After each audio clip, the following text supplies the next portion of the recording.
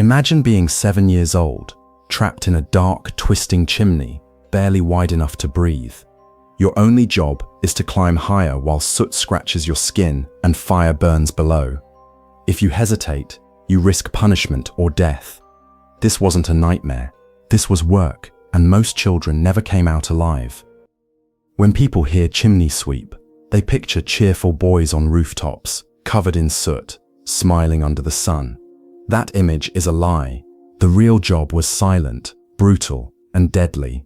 Most sweeps were orphans or children sold by parents, forced into spaces designed to injure them, and ignored by a society that profited from their suffering. Most chimney sweeps were between 5 and 10 years old. They were chosen not for skill, but for size. Narrow chimneys demanded bodies small enough to twist and crawl. Once a child entered this trade, there was no contract, no escape, and no one checking whether they survived the work day after day, year after year. These children weren't hired, they were sold. A master sweep would pay a small fee and claim full control over the child's labor. The younger the child, the more valuable they became. Their lives were considered expendable tools, just small bodies to climb chimneys, scrape soot, and endure pain without complaint or hesitation.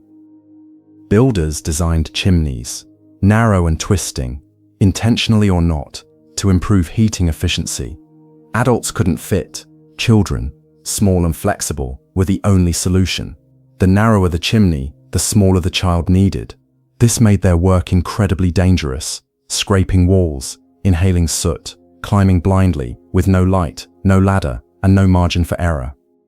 The first danger was suffocation. Chimneys often had no airflow, and soot filled their lungs. Children could cough for hours before collapsing.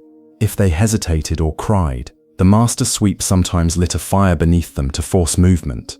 Panic was inevitable, but survival was uncertain. Many never returned from their first climb. Even those who survived accidents were often permanently injured. Bent spines, twisted limbs, stunted growth, and chronic respiratory problems were common. Every day in a chimney slowly destroyed their bodies. Their childhoods ended in darkness, soot, and pain, leaving scars visible long after the work ended or before death claimed them entirely. Long-term soot exposure caused one of the first recorded occupational cancers, known as chimney sweeps cancer. It attacked the scrotum, slowly, painfully, and often fatally. Doctors documented it in the 18th century, but masters ignored the warning. Children continued climbing chimneys, oblivious to the disease growing inside their bodies while society looked away. There was no safety net. If a child fell, suffocated, or was burned, no one was held accountable. Families had no recourse. Masters faced minimal penalties, and authorities rarely intervened. The system treated children as replaceable, expendable parts of an industrial process, invisible until death became undeniable. Children worked hours beyond their tiny endurance. Cold winters, hot chimneys, and constant soot exposure made every climb unbearable. Their clothes were thin, often tattered, and they had no medical care. Cuts, burns, and infections were ignored. The workday could last sunrise to sunset, and the next day brought the same fear, pain, and danger. Children weren't workers, they were tools. Their bodies were measured for chimneys like instruments for a task. Masters didn't see fear or pain, only efficiency. If a child refused, the punishment could be brutal. Climbing, scraping, breathing smoke, it was expected without complaint, because obedience meant survival, and disobedience often meant death. Punishment was physical, fast, and terrifying.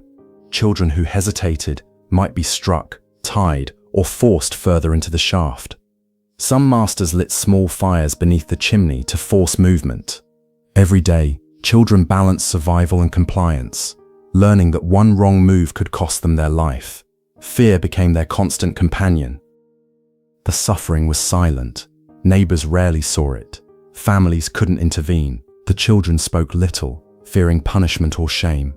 Each climb filled their lungs with soot, scratched skin raw and left them trembling. Invisible to society, they endured relentless physical and emotional abuse, trapped in a job that stole both their childhood and their health. Many children never returned from a single climb. Falling, suffocation, burns, or smoke inhalation killed them silently.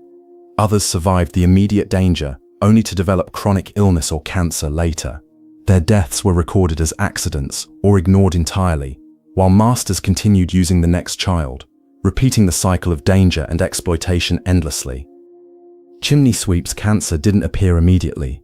Soot exposure created scrotal cancer, painfully growing over years. Survivors often suffered for life, yet new children replaced them. Bones, skin, and lungs deteriorated slowly, leaving permanent marks. Society ignored these silent deaths, treating children as disposable labor, a cost considered acceptable for warmth and efficiency. Why did this continue? Poverty, greed, and societal indifference.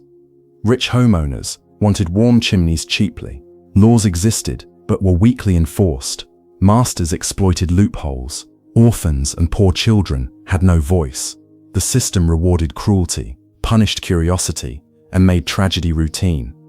This wasn't incompetence, it was deliberate exploitation, hidden in plain sight. Change came slowly. Stories leaked. Journalists exposed the cruelty. Doctors recorded chimney sweep's cancer. Public outrage grew, fueled by tales of burned, suffocated, and deformed children.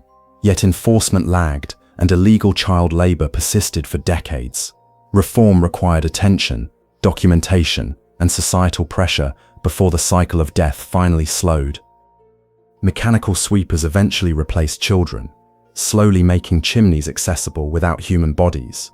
Yet even then, many families resisted, claiming tradition or cheaper labor. Machines saved some lives, but awareness was key. This job left an enduring mark, a warning of what happens when profit and convenience outweigh the lives of the most vulnerable. It's easy to romanticize the past, to think of chimney sweeps as quaint figures in history books. But the truth is darker. Children beaten, burned, suffocated, and silenced for the warmth of a home. Every soot-stained child carried pain invisible to society, a human cost ignored for centuries. Chimney sweeps teach us that exploitation can hide behind normalcy. Jobs considered acceptable by society can destroy lives. Modern labor abuses echo the same patterns: cheap, dangerous, invisible. Remembering this history isn't nostalgia, it's a warning, showing how easily convenience and profit can silence the most vulnerable. These were children who should have played, learned, and grown. Instead, they crawled in darkness, inhaled soot, and feared every breath. Many died alone, suffering slowly. Their lives mattered, yet society largely ignored them. Remembering their story is not just history, it's giving voice to those who had none. What makes this story shocking is how long it lasted. Decades passed, children continued to climb, suffocate and burn, while adults looked away. Change required outrage, persistence, and new technology. The human capacity to normalize cruelty is frightening, and chimney sweeps are a haunting reminder of what society can tolerate. Thinking of chimney sweeps today, it's tempting to dismiss them as history, but the lessons are timeless. Power can exploit the powerless. Fear can silence voices. Convenience can destroy lives.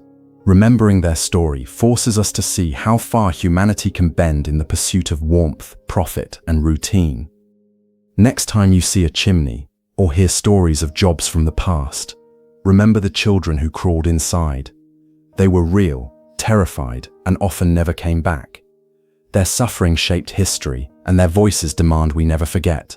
History isn't just dates, it's the cost of human life we must honor.